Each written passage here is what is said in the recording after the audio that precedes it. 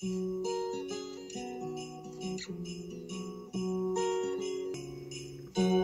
try to escape troubles, lay under the winter moon, make it up.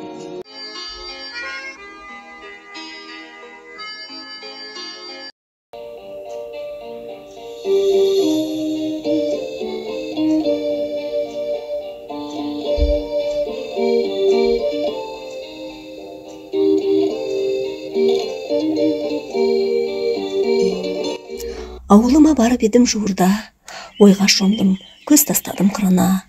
Қас қарайып кеткенге дейін жүруші, Жоман көлдің шолпылдатып суында.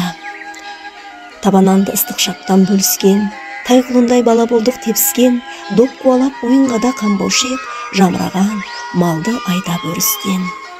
Малта езіп ақсамауыр қайнайтын, құрт жаятын сен деп анам сайлайтын, пенал теуіп ма ойнауға шығалмай, жүн түтумен ұршық қолды байлайтын.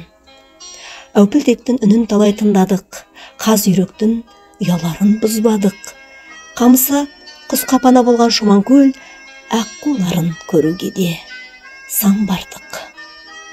Ертелік кеш кессекте дала аралап, қарнашты деп келмеушедік мазалап, сүліктерді аяқтарға жабысқан, судан шығып отырушек тазалап.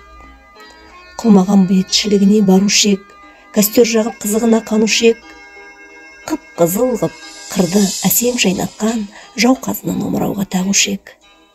Тастаяқ қылан тас бұлақтың суынан, атарбамен тасушеді бұрыннан, шұбар шілік, шөбі шүйгін. Жер болса шолақ бұлақ ауыл малын суарған, елдің малы ақбел асып кететін, дала кезіп бізде жидек теретін. Жайындайын өскен егін ішінде бұзау тайша ен жайылып жүретін. Шоман көлде болушы еді көп балық, ұлуларды жинаушы едік мәз болып, қыбылаға қарсы аққан бұлақтар суын ішіп емделуші еді көп халық. Сары тауды мекен еткен жыландар, анда-санда көрінетін бұландар, алтын бесік тауып ауыл маңынан қазылғанды талай мұртты обалар.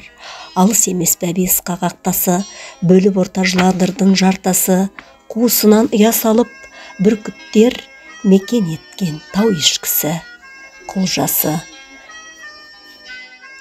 Қыста көлде конькименен зырладық, омбығарда шанамен де зуладық, сабан үйдің іші сыртын майлауға балшық езіп, аяқ қолды бұлғадық. Көп үйлері жоқ төбе болып үйілген, тек қайын тұр бүгіндері иілген, жеткізбеушет ошетімен бұшеті бала күнде ауыл үлкен көрінген. Қымыз іштеп ұлы қапа сұнған, әлтай ата дінге әбден ұстанған, ауыл жұрты мамыражай күн кешіп, үлкендердің тәрбиесіне бағынған, дінге беріп, жамандықты жасырған, Шоман көлі мата салтын асырған, естен кетпейді бала күнгі ауылым, сыйластықпен ырыс құты тасыған. Туған жерге туынды тік деген бар емес пе? Жұмыр дүниеге пенде болып келген жанның бәріне туған жері ыстық екені мәлім. Өйткені туған жер кіндік тамған екінші отанымыз. Сондықтан әркім өзінің туған жеріне деген сүйіспеншілігі мен махаббатын жасы келген сайын сезініп, туған жерге барғысы келіп, қолынан келіп жатса жақсылықтарын төккісі келетіні анық дүние. Әрине, бұл жерде ең бастысы ауызбіршілік керек. Осындай қаймағы мен ауызбіршілігі бұзылмай, түтіні түзу шыққан ауылдың бірі Шоман көл. Ол Павлодар облысы Баянауыл ауданының Жұматшанин ауылына қарасты, ертеде бірінші бөлімше большевик деп аталған құтты мекен. Ауыл үлкендерінің жас кезімізде естігеннен, ертеде осы ауылда Шоман деген бай болыпты, соның есімімен аталған деген әңгімені жиі естуші едік. Кезінде Шоман көлде 12 көл болыпты, ал өкінішке орай Шоман көлі бүгінде тартылып қамыстанған. Ал ауылдың ақылшы болған үлкендері қандай еді?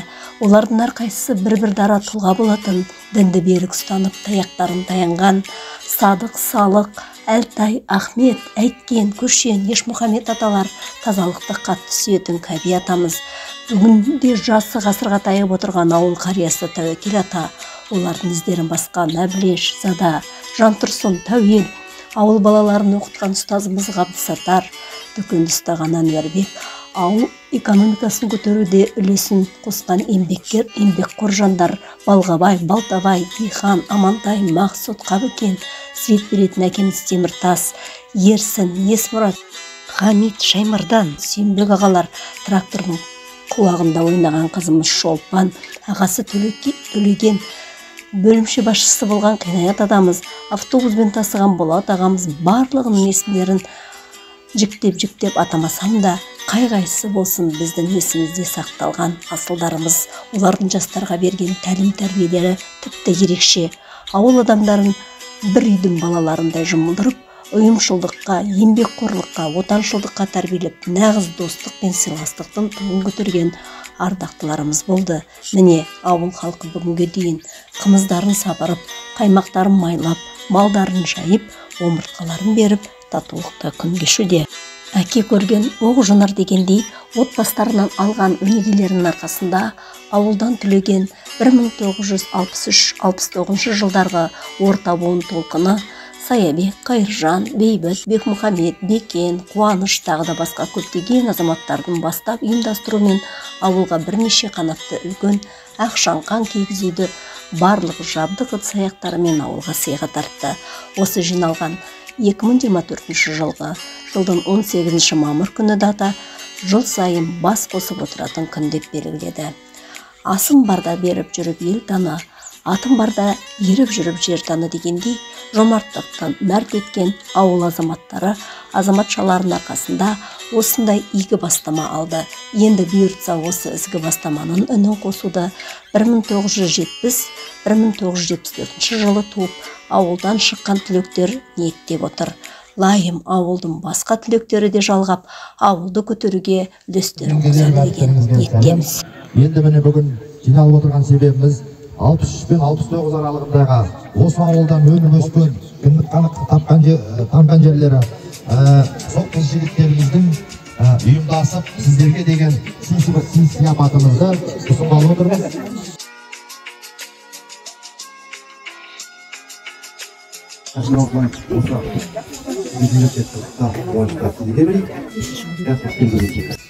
Мен жауын тумасын болам, Күршан Сәуле мұнда екі ағам отыр төлеген дейді. Енді бірінші рахметімен айтамыз. Шаңырақтарыңыз құтты болсын, тойға ұласын. Мына аға-апаларымызға 60 үлкен іс жасап отырсыздар. Жабат ағаның қызы, бірге оқығанбыз. Әке-шешесі осы Боталастан шыққан. Біз 70 пен 74 бөлек жиналып жатырмыз. Біздің де сіздерге үлкен сыйлығымыз бар. Үйге біз мына киелі домбыраны Тәңірберген, мен Сәуле, бұдан үшеуміз сыйлыққа келіп отырмыз. Қабылдарыңыздар. Құрметті ақшаулықты аналар, құрметті ақсақалды аталар, құрметті көз көргендер. Бүгінгі таңда ерекше күн, сіздерді біздерде үлкен бір шаңырақ көтерілді. Сол шаңырақтың бауы босағасы берік болсын, бауы биіктен көріне берсін, ақ ордалана берсін. Күйленген домбыра болса, күйіміз оннан туар деген ниетпен әкелдік. Жолдастары сыйлайды екен, қуанышпен Маралға тапсырайын деп тұрмыз.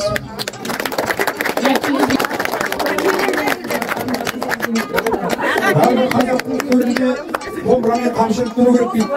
Сондықтан да осы домбыраншы қоғасына бір әнші қамшылық жасап. Енді айтайын, осы істеп атқан іс-шараларымызды біздің артымызда келіп бара жатқан бауырларымызға, інілерімізге берсін, теріңізге де отбасыларыңызға амандық, осындай жақсылық бола берсін, осы киіз үйдің ішінде тек қана той болсын.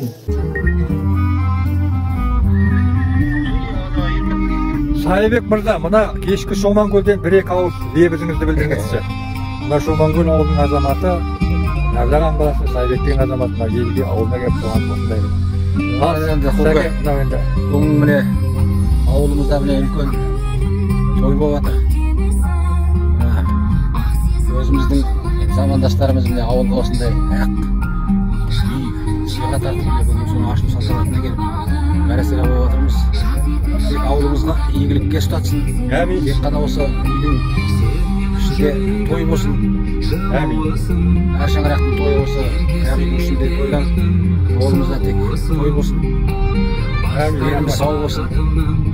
Осы ауылға тек қана қызыққа тойға ғана жиналып отырмыз.